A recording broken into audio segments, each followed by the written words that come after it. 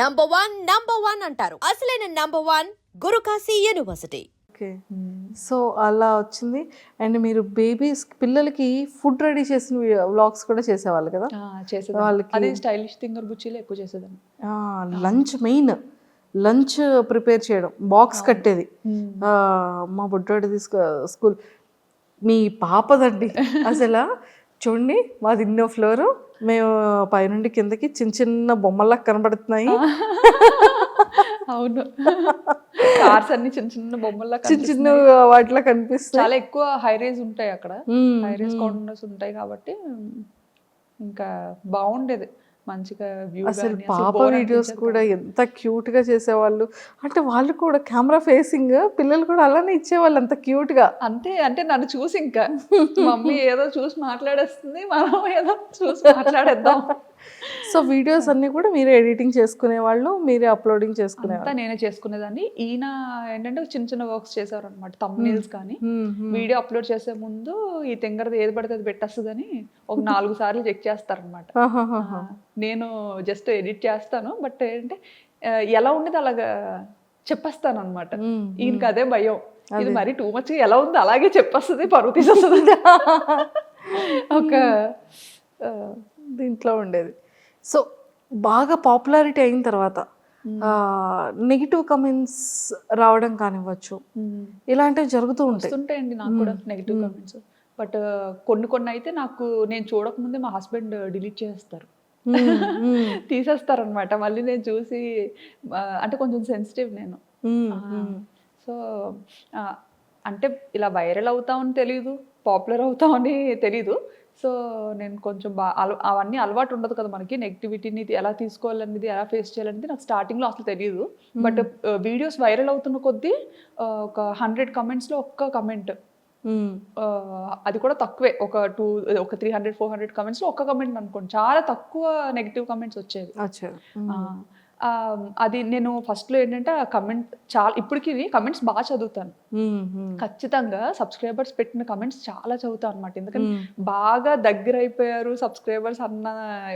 అంటే ఇంకేంటంటే సబ్స్క్రైబర్స్ అంటే ఇంకా మన చుట్టాలు, మన ఇంట్లో వాళ్ళు, మన పక్కింటి వాళ్ళు, అలానే ఉంటుంది. నన్ను కూడా వాళ్ళు అలాగే తీసుకుంటారు అనమాట, అలాగే తీసుకుంటున్నారు. నిజంగా ఇదంతా చూస్తే అనిపిస్తుంది ఏంటంటే చాలు, ఈ జన్మకి ఇది చాలు, ఇంతకన్నా ఏమొద్దు అనిపిస్తుంది. నేను ఎప్పుడైనా వైజాగ్ వెళ్ళాను అనుకోండి, ఆ టైంకి కనుక మీరు ఇండియా వచ్చి విజయనగరంలో ఉంటే, వాళ్ళది ఏదో మ్యారేజ్ ఫంక్షన్ అవుతుందమ్మా విజయనగరంలో, మా ఇంటి దగ్గరే ఉంటారు, బ్యాంకాక్ పిల్ల తెలుసా, వీడియోస్ ఇవన్నీ బాగా చేస్తుంది, నన్ను ఏమైనా మాట్లాడమంటావా, మరి వీడియో చేయొచ్చు కదా అమ్మాయితో, అవునా ఇక్కడికి వచ్చి చేయొచ్చు కదా, కెమెరాలు తెచ్చి ఇక్కడ చేస్తున్నావు కదా, అలా ఎందుకు 40 కిలోమీటర్లే కదా, రావచ్చు కదా నాకు అనేవాళ్ళు. చాలా ఇలాగా సరదాగా మాట్లాడడం అన్నీ ఇష్టమే, చాలా బాగా మాట్లాడతాను. అండ్ పట్టుకున్నానంటే వదలను, నాకన్నా మీకన్నా నేనే కొంచెం డేంజర్, అస్సలు వదలను, నన్ను వదిలిపెట్టానే నేను వదలను అలవాటైతే. స్టార్టింగ్ లో చాలా మంది అడిగారు ఇలా ఇంటర్వ్యూ ఇస్తారా అని చెప్పి, చాలా మంది. నేను కూడా అడిగాను, గుర్తుందా మీకు? మీరు అడిగారు, అవును. నాకు ఎవరు తెలియదు అప్పట్లో ఎవరు తెలియదు, చాలా తక్కువ చూసేది. మీరు 2022లోనే నేను కూడా పింక్ చేశాను మీకు. అవునా? 2022, 2023 అసలు 2 years ఫాలో అప్ చేశాను మీకు. చాలా మంది అడిగారు అనమాట, చాలా మంది అడిగారు. బట్ ఏంటంటే నాకు ఇంటర్వ్యూ అంటే భయం ఫస్ట్ థింగ్. ఎందుకంటే చూసారా, ఇప్పుడు ఇలా కట్టి కూర్చోబెట్టారు నన్ను ఇక్కడ, తిరగడం అవ్వట్లేదు నాకు. అయ్యో, ముందే మాకు తెలుసు నుండి శుభ్రంగా నడిపించేసి చేసేసే వాళ్ళు. నేను పరిగెత్తించేస్తాను, కెమెరామెన్లు పరిగెత్తలేరండి, షేక్ అయిపోద్ది. ఇంకా మెయిన్ కొంచెం భయం ఉందండి. ఇప్పుడు ఇంకా ఉండదు అంటే చాలా ఫేస్ చేసి వచ్చాం కదా, తగ్గింది కొంచెం భయం, తగ్గింది. సర్లే సరదాగా ఒక ఇంటర్వ్యూ అయినా సరదాగా ఇద్దాం, మా కోరిక నెరవేర్చారు. అయ్యో, చాలా థ్యాంక్స్ అండి. అయ్యో, సో అలా ఫ్యామిలీతో అంటే ఎప్పుడైనా సరే పేరెంట్స్ ఇంకా వద్దమ్మా ఇంకా ఆపే ఛానల్ అనడం కానీ, లేకపోతే మీరు డ్రాప్ అవడం కానీ, అలాంటివి ఏమైనా జరిగాయా?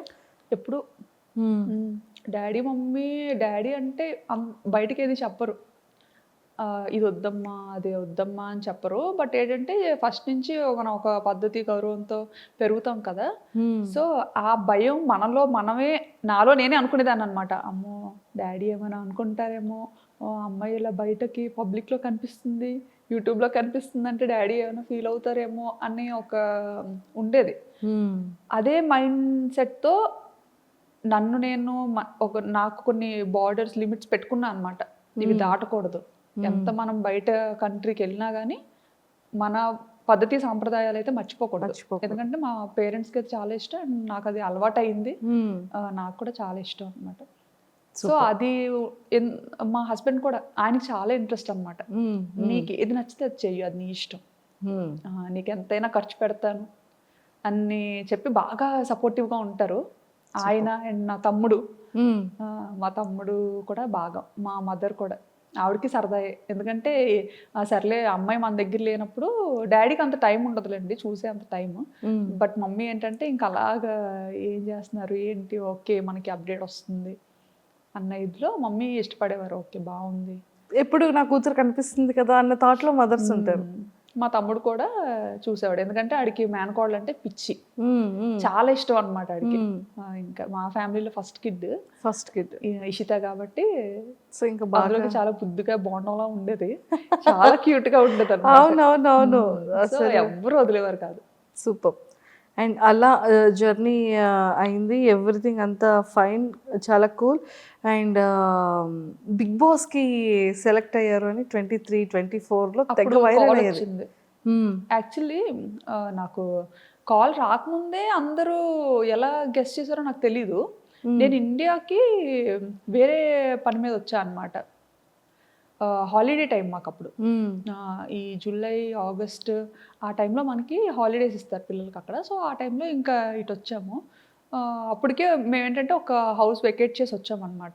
ఇంకా అక్కడ కొన్ని ఇష్యూస్, అంటే వంట చేశానని చెప్పి ఏవో, ఆ వీడియో కూడా చూసాను. ఇంకా చిన్నది ఏమైనా అనిపించిందంటే వెంటనే అక్కడ వెకేట్ చేశారు. మీరు ఆపోజిట్ బిల్డింగ్ లోనే తీసుకున్నారు కదా? ఆపోజిట్ కాదు, వచ్చేసిన తర్వాత ఇంక ఇక్కడ నుండే కొండల్స్ని చూసుకొని వేరే కమ్యూనిటీకి వెళ్ళిపోయాం అనమాట. మన ఇండియన్ వంటకాలని ఎవరైతే రెస్ట్రిక్ట్ చేయరో అలాంటి కమ్యూనిటీకి వెళ్ళాము. Okay okay okay. అలాంటి కమ్యూనిటీకి వెళ్ళాం. పిల్లలకు కూడా ఆడుకోవడానికి ఉండాలి కదా అన్న థాట్తో. యూజువల్గా ఇండియన్ కమ్యూనిటీలో ఎప్పుడు ఉండలేదు. రీసెంట్గా ఒక 2 years అయిందనమాట ఇండియన్ కమ్యూనిటీకి వెళ్ళి. సర్లే ఎలా ఉంటుందో ఒకసారి చూద్దాం. ఎక్కువ మంది మన తెలుగు వాళ్ళు కూడా కొంతమంది ఉంటారు అక్కడ, పిల్లలు కూడా ఉంటారు అండ్ వాళ్ళకి ఆడుకోవడానికి చాలా బాగుంటది అని విన్నాను. విన్న తర్వాత సర్లే చూద్దాం, ఒక 1 year వెళ్దాము, ఎలా ఉంటుందో చూసి బాగుంటే ఉండొచ్చు లేకపోతే బయటకు వచ్చేయచ్చు అని చెప్పి ఇంకా సెట్ అయింది. అంతవరకు మేము బయటే ఉండేవాళ్ళం, సిటీలోనే ఉండేవాళ్ళం, అందరికీ దూరంగా ఉండేవాళ్ళం. ఓన్లీ మా ఫ్యామిలీ, అంటే ఒక కమ్యూనిటీలో ఉన్నామంటే అందులో తెలుగు పీపుల్ మేమే ఉండేవాళ్ళం. మిగతా వాళ్ళందరూ థాయిస్ అండ్ ఫారినర్స్ ఉండేవాళ్ళం. బాబాయ్ అసలు టాస్క్ మీద టాస్క్ మీద. కానీ ఇండియన్ కమ్యూనిటీకి వెళ్ళిన తర్వాత నేను ఇండియాలో ఉన్నానా నేను థాయిలాండ్లో ఉన్నానా తెలియట్లేదు. అమ్మయ్య ఇప్పుడు బాగుంది. అయితే ఇప్పుడు బాగుంది ఏంటి అంటే ఇండియా కమ్యూనిటీకి వెళ్ళాక, ఇండియన్ కమ్యూనిటీకి వెళ్ళాక అంటే నాకు బ్లాగింగ్కి చాలా డిఫికల్ట్ అవుతుంది అనమాట. నేను సిటీలో ఉండే టైంలో ఏంటంటే నాకు థాట్స్ చాలా డిఫరెంట్గా వచ్చేవి. అండ్ ఇలా బాల్కనీలోకి వెళ్ళి చూసాను అంటే ఎవ్రీ టైం ఏదో ఒక కొత్త థాట్ వచ్చేది. ఇక్కడికి వచ్చిన తర్వాత ఎప్పుడు అంటే దూరం అయిపోతున్నాయి అన్ని, మన కంటికి ఏం కనిపించదు కూడా. ఆల్మోస్ట్ సిటీ అవుట్స్కట్స్ లో ఉంటది. సో ఏంటంటే ఇండియన్ కమ్యూనిటీకి వెళ్ళి బాగా రిలాక్స్ అయ్యాను. అందులోకి సిటీలో ఉండేటప్పుడు కొంతమంది సబ్స్క్రైబర్స్ రావడం కానీ, అంటే డైరెక్ట్గా ఇంటికి వచ్చేయడం కానీ, కొంతమంది ముందే మెయిల్ చేసి ఇలా కలుద్దాం అనుకుంటున్నామమ్మా, ఇలా యూఎస్ నుంచి వచ్చాము, దూరం నుంచి వచ్చాము, కొంచెం పెద్దవాళ్ళు అనమాట. అలా వచ్చి కొంచెం ముందే మెయిల్ అలా చేస్తే ఖచ్చితంగా మీట్ అయ్యేదాన్ని. నాకు చాలా ఇష్టం పెద్దవాళ్ళు. అందరికీ గుర్తొచ్చేది మీరే ఆ టైంలో కదా. సో ఎక్కడి నుంచో వచ్చారు, సరదాగా కలుద్దాం అనుకుంటున్నారు, అది మన అదృష్టం అది అనుకొని మీట్ అయ్యేదాన్ని అనమాట.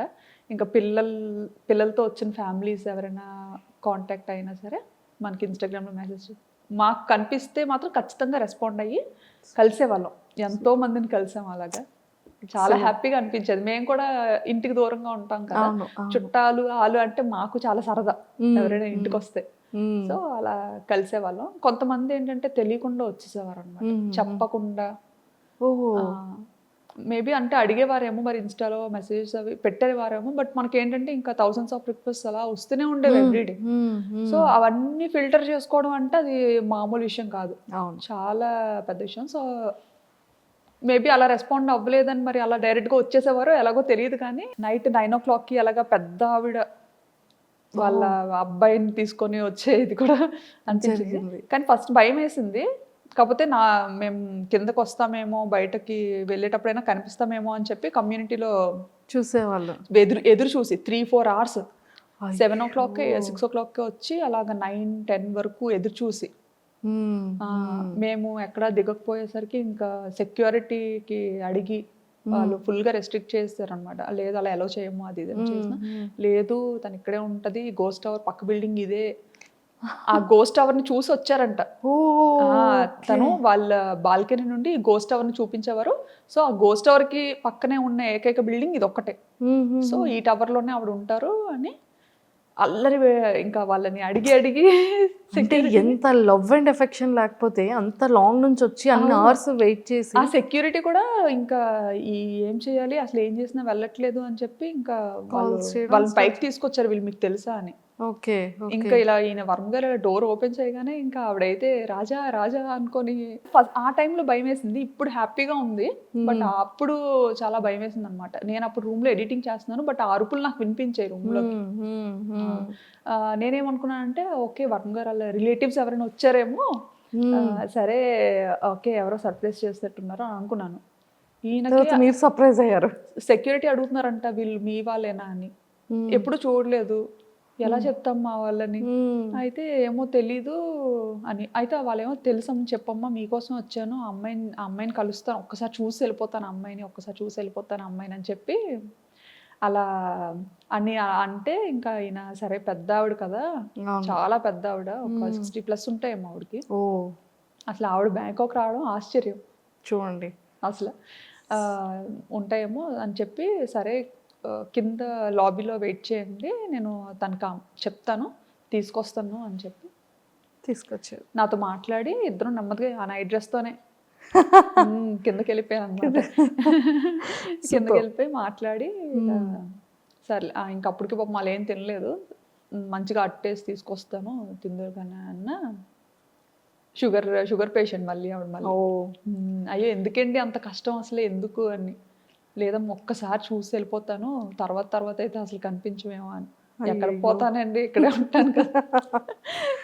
అంత ఈ అమ్మను అంతా చూస్తుంటే చాలా మంచిగా అనిపించేది, బట్ ఏంటంటే కొన్నిసార్లు భయం వేసేది. పిల్లలతో ఉండేవాళ్ళం కదా, ఇంత పబ్లిక్ అయినప్పుడు ఎవరు ఎలా ఉంటారో మనం గెస్ట్ చేయలేము. సో ఇంటెన్షనల్ ఉంటుంది. సో అప్పుడు ఆ భయపడి కూడా వెళ్ళిపోవాల్సిన కారణం అదొకటి. అదొకటి. ఇంకా సో బిగ్ బాస్ కాల్ వచ్చిన